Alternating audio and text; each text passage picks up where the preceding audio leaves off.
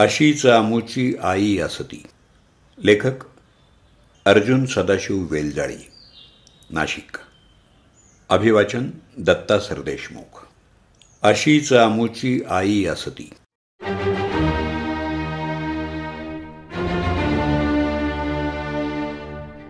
हिंदवी स्वराज्यात कल्याणच्या सुभेदाराच्या सुनेला नजराणा म्हणून छत्रपती शिवाजी महाराजांच्या पुढे त्यांचे सरदार आबाजी सोनदेव यांनी सादर केल्यावर त्यांना योग्य ती समज देऊन शिवाजीराजांनी त्या स्त्रीला सन्मानानं तिच्या सासरी परत पाठवलं.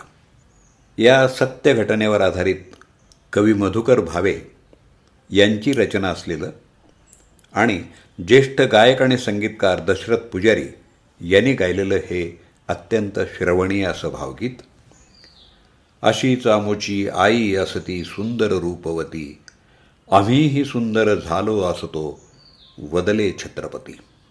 मित्रहो, छत्रपती शिवाजी महाराजांच्या मनात स्वराज्य अथवा स्वराज्याबाहेरच्या स्त्रियांबद्दलचा आदर, पावित्र्य आणि उदात्त धोरणाचं दर्शन या भावगीतातून घडतं.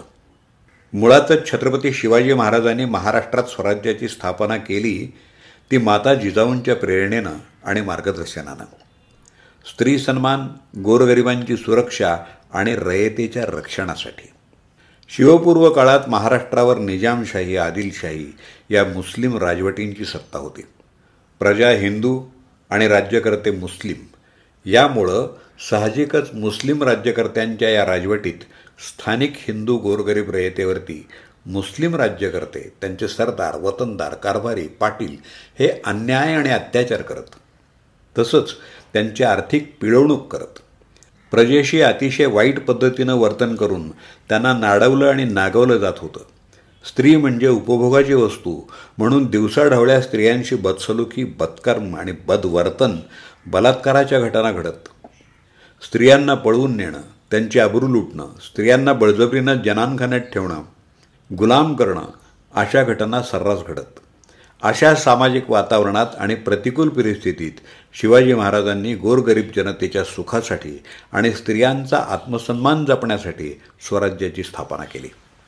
अपार मेहनत आणि लढवय्या मावळ्यांच्या सहकार्यानं स्थापन केलेल्या राज्याला छत्रपती शिवाजी महाराजांनी कधीही स्वतःचं राज्य मानलं नाही, तर स्वराज्याला जनतेचं राज्य आणि स्वतःला त्या राज्याचा सेवक मानलं.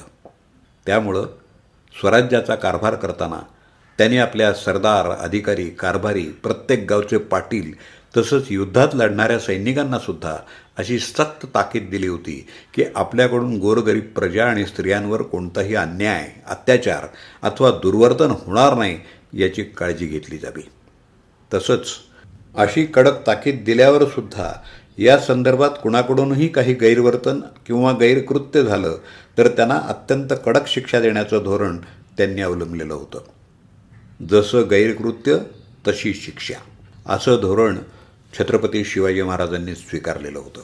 त्यानुसार अशा गुन्हेगारांच्या गैरकृत्यांना कडेलोट करणं, हत्तीच्या पायाखाली देणं, अधिकारपद काढून घेणं, शिरच्छेद करणं, दरबारात बटीक बनवणं, चौरंगा करणं, चौरंगा म्हणजे गुन्हेगाराचे दोन्ही हातपाय तोडून टाकणं, अशा कडक शिक्षा शिवाजी महाराजांनी दिल्या की जेणेकरून असं गैरकृत्य किंवा गुन्हा स्वराज्यात पुन्हा कोणी करण्याची हिंमत करणार नाही. अशाच प्रकारे शिवाजी महाराजांच्या वयाच्या 16व्या वर्षी स्वराज्यात घडलेल्या सत्य घटनेवर आधारलेलं अतिशय सुंदर असं हे भावगीत. कल्याणच्या आसपास आबाजी सोनदेव हे शिवाजी महाराजांचे सरदार होते. तिथं कल्याणमध्ये विजापूरचा सुभेदार मुलाणा हयाती, काजी मुलाणा हा होता. त्याचा शिवाजी महाराजांच्या सैनिकांनी पराभव करून खजिना लुटला. त्या खजिन्याबरोबरच सुभेदाराची सून मराठी सैनिकांच्या हाती सापडली. सुभेदार आबाजी यानं लुटलेल्या खजिन्यासह त्या सुभेदाराच्या सुंदर सुनेला नजराणा म्हणून शिवाजी महाराजांपुढे हजर केलं. तेव्हा महाराजांनी स्वराज्याच्या स्त्रीविषयक आदर्श धोरणाची पायमल्ली केल्याबद्दल आपल्या सरदाराची कडक शब्दात कान उघडणी करून कल्याणच्या सुभेदाराच्या सुनेचा नजराणा म्हणून स्वीकार न करता तिच्या सौंदर्याचं अशीच आमुची आई असती सुंदर रूपवती, आम्हीही सुंदर झालो असतो या शब्दात कौतुक करून तिची साडी खणा नारळानं ओटी भरून सन्मानानं पालखीत बसवून तिची सासरी पाठवणी केली. आमची आई जर अशीच सुंदर असती तर आम्हीही असेच सुंदर झालो असतो असं म्हणून तिला आईचा दर्जा महाराजांनी दिला. इतिहासकारांमध्ये या घटनेबद्दल मतभेद असले तरी छत्रपती शिवाजी महाराजांच्या मनामध्ये स्त्रिया आणि परधर्माबद्दल नितांत आदर आणि सहिष्णू धोरण होतं हे मात्र नक्की. शिवाजी महाराजांच्या स्त्रीविषयक धोरणासंबंधी मुघल इतिहासकार काफी खान लिहितो, शिवाजी स्वराज्यातल्या स्त्रियांशी बहीण भाऊ आणि आई मुलाप्रमाणे वागतो. शिवाजीसारखा चारित्र्यसंपन्न आणि परधर्माबद्दल पराकुटीची सहिष्णुता असलेला राजा देशात दुसरा नाही. छत्रपतींना स्त्रियांबद्दल कमालीचा आदर होता. जेव्हा शत्रूसुद्धा शिवाजीराजांच्या चारित्र्यसंपन्नतेचं कौतुक करत असेल तर अशा अनेक प्रसंग आणि घटनातून शिवाजी महाराजांनी आपलं चारित्र्य आणि धर्मसहिष्णुता दाखवली हे सिद्ध होतं. मग त्यासाठी प्रत्यक्ष पुरावे असो किंवा नसो. रांजाच्या भिकाजी गुजर पाटलानं आपल्या पाटीलकीच्या गर्वात एका गरीब मुलीची आबरू लुटली. या प्रकरणाची शिवाजी महाराजांनी आपल्या माणसांकडून शहानिशा करून पाटलाची पाटीलकी काढून घेऊन त्याचा चौरंग केला, म्हणजे दोन्ही हातपाय तोडले. बेळवाडीच्या स्त्री किल्लेदार सावित्री देसाई हिचा पराभव करून बेळवाडीचा किल्ला जिंकल्यानंतर विजयाच्या उन्मादात शिवाजी महाराजांचा सरदार भिकूजी गायकवाड यानं सावित्रीवर बलात्कार केला. ही घटना महाराजांना समजताच त्याने तात्काळ सकुजीचे डोळे काढून टाकण्याची शिक्षा देऊन त्याला आयुष्यभरासाठी तुरुंगात टाकलं. उदाराम माहुरकर देशमुख हा शहाजहानचा सरदार राजपुतांविरुद्ध भातवाडीच्या युद्धात मरण पावला. त्यानंतर त्याच्या पत्नीनं अनेक वर्ष राजपुतांशी सामना केला, म्हणून औरंगजेबानं तिला रायबाघीण असा किताब दिला. पुढं रायबाघीण आणि शिवराय यांचा संबंध उंबरखिंडच्या युद्धात आला. शिवरायांनी मुघलांचा फडशा पाडून सुरत लुटली आणि खिंडीच्या दिशेने येत असताना रायबाघीण हिनं त्यांना अडवलं.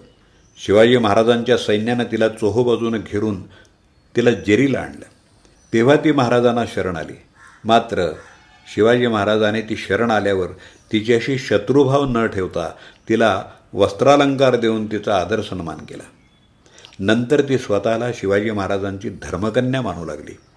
केदारसिंह नावाच्या राजपुताच्या ताब्यात असलेला प्रबळगड अनेक दिवस लढूनसुद्धा ताब्यात येईना, म्हणून शिवाजी महाराजांनी किल्ल्यावर हल्ला चढवला. केदारसिंहानं प्राणपणानं किल्ला लढवला. शेवटी नाईलाजानं राजपूत स्त्रियांनी जोहार केला आणि तो महाराजांवर तुटून पडला. मात्र त्याचा पराभव झाला. केदारसिंहाची आई आणि बायको मराठ्यांच्या हाती सापडल्या.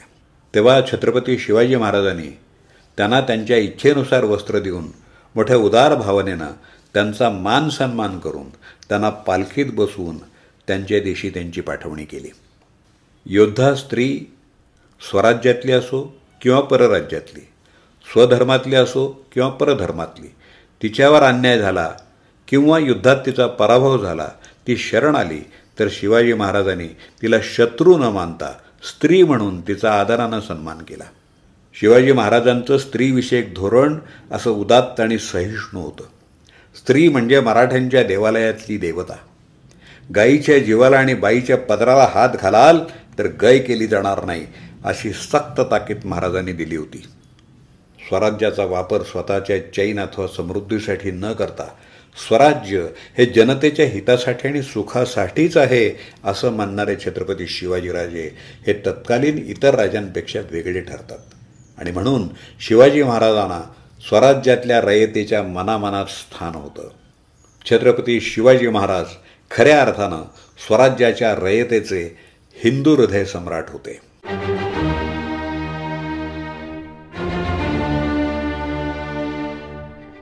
अशीच आमोची आई असती या लेखाचं अभिवाचन आपण ऐकलं. लेखक अर्जुन सदाशिव वेलजाळी, नाशिक. त्यांचा मोबाईल नंबर 9049522240.